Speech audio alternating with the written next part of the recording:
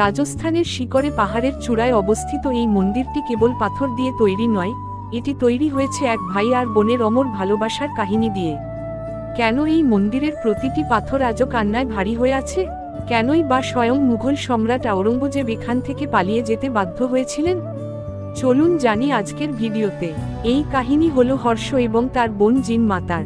লোককথা অনুযায়ী এক সামান্য ভুল বোঝাবুঝির কারণে বোন জিন মাতা সংসার ত্যাগ করে পাহাড়ের নির্জনে তপস্যা করতে চলে যান। বোনকে ফিরিয়ে আনতে ভাই হর্ষ সেখানে পৌঁছান, কিন্তু বোন যখন ফিরতে রাজি হলেন না, তখন ভাইও জেদ ধরলেন। তিনি সেই পাহাড়ের ওপরই শিবের আরাধনা শুরু করেন এবং পরবর্তীকালে ভৈরব রূপে পরিচিত হন। আজ সেই স্থানটি হর্ষনাথ ভৈরব মন্দির নামে বিখ্যাত। এই মন্দিরের অলৌকিক ক্ষমতা এতটাই যে ১৬৭৯ সালে যখন আওরঙ্গজেব মন্দিরটি ধ্বংস করতে আসেন, তখন হঠাৎ লক্ষ লক্ষ মৌমাছি তার সেনাবাহিনীকে আক্রমণ করে। কথিত আছে, ভৈরব বাবা নিজেই এই মৌমাছিদের পাঠিয়েছিলেন মন্দির রক্ষা করতে। সেই হামলায় সেনাবাহিনী পিছু হটতে বাধ্য হয়, কিন্তু মন্দিরের কিছু অংশ আজও সেই লড়াইয়ের ক্ষত নিয়ে দাঁড়িয়ে আছে।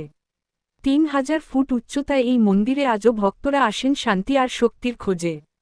ভাই বোনের এই পবিত্র কাহিনী আপনার কেমন লাগলো কমেন্টে জানান। আর এই মন্দিরের অলৌকিক রহস্য সবার কাছে পৌঁছে দিতে ভিডিওটি শেয়ার করুন।